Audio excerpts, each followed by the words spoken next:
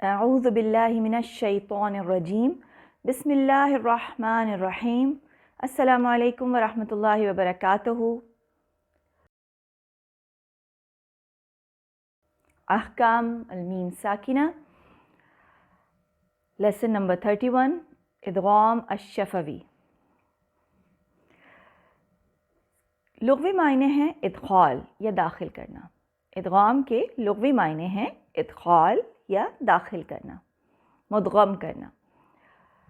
ادغام کے اصطلاحی معنی: جب کوئی ساکن حرف کسی متحرک حرف سے اس طرح مل جائے کہ پہلے حرف کا مخرج ختم ہو جائے اور دوسرے متحرک حرف کی قسم کا مشدد حرف مل جائے۔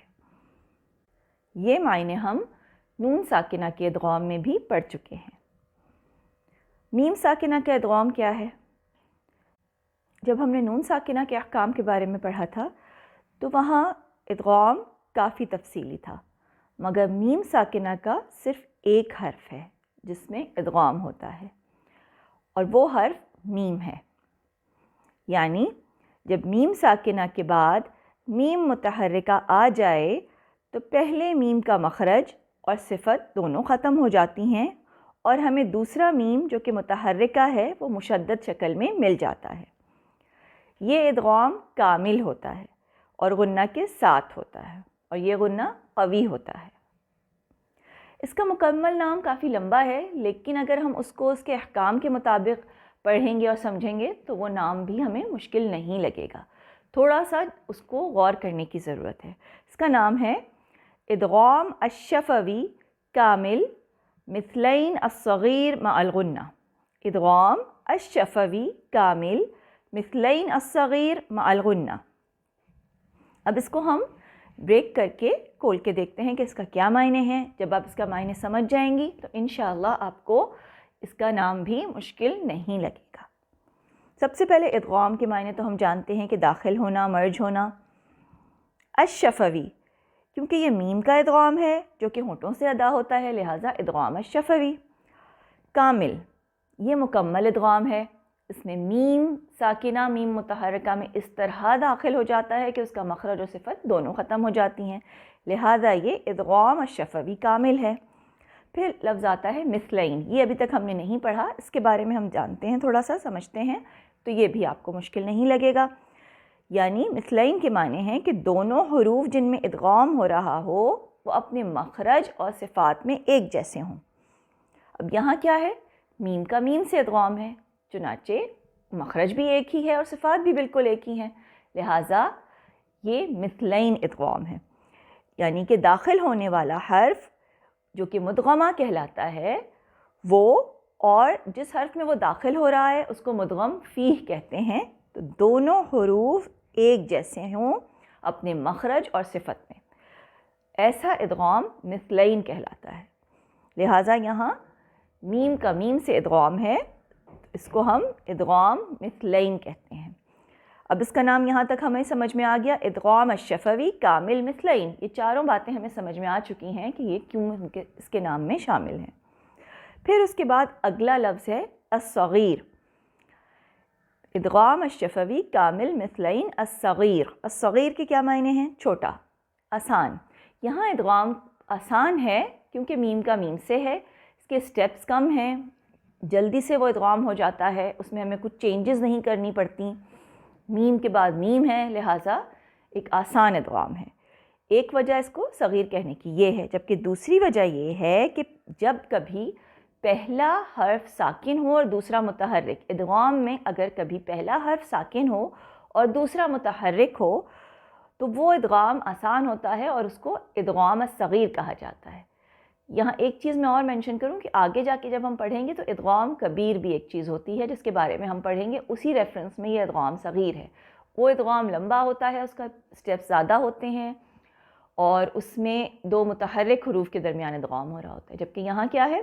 پہلا حرف ساکن ہے، میم ساکنہ، دوسرا حرف متحرک ہے یعنی میم متحرکہ۔ تو اس صورت میں جو ادغام ہوتا ہے، پہلا حرف ساکن ہو اور دوسرا حرف متحرک، تو اس ادغام کو ادغام الصغیر کہا جاتا ہے۔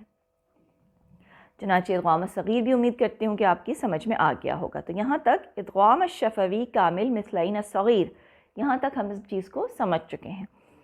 پھر آخری اسٹیپ ہے مع الغنہ، اور یہ تو بالکل الحمدللہ آپ پہ واضح ہے کہ ادغام کرتے وقت اگر غنہ شامل ہو تو وہ مع الغنہ کہلاتا ہے۔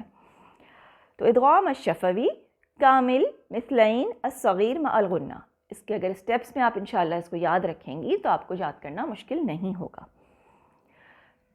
یہ ادغام ہمیشہ دو لفظوں میں ہوتا ہے سوائے کچھ حروف المقطعات کے۔ دو لفظوں میں اس ادغام کی مثالیں دیکھیے۔ سورۃ البقرہ آیت نمبر 141 141 وَلَكُمْ مَا كَسَبْتُمْ۔ اب یہاں دیکھیے وَلَكُمْ مَا، یہاں پر ہم نے ادغام کیا، غنہ اچھی طرح سے کیا، قوی غنہ ہے، اور پہلا میم ساکنہ دوسرے میم ساکنہ میں مکمل طور پہ مدغم ہو گیا، اور دوسرا میم متحرک جو ہے وہ مشددہ ہو گیا۔ دوسری مثال سورۃ البقرہ آیت 249 کم من فئہ، یہاں پر بھی کم من فئہ، میم ساکنہ کے بعد میم متحرکہ ہے، لہٰذا ان دونوں میں ادغام کامل الشفوی مثلین الصغیر مع الغنہ ہو رہا ہے۔ اس کے بعد ایک اور مثال دیکھ لیجئے وَرَزَقْنَاهُم مِّنَ الطَّيِّبَاتِ، سورۃ الاسراء آیت نمبر 70۔ اب اس کے بعد ہم ایک لفظ میں اس کی مثالیں دیکھتے ہیں۔ یہ دو الفاظ میں ادغام کی مثالیں تھیں، ایک لفظ میں ادغام جیسا کہ آپ کو بتایا گیا ہے صرف حروف المقطعات میں ہوتا ہے۔ سورۃ البقرہ کی پہلی آیت دیکھیے الف لام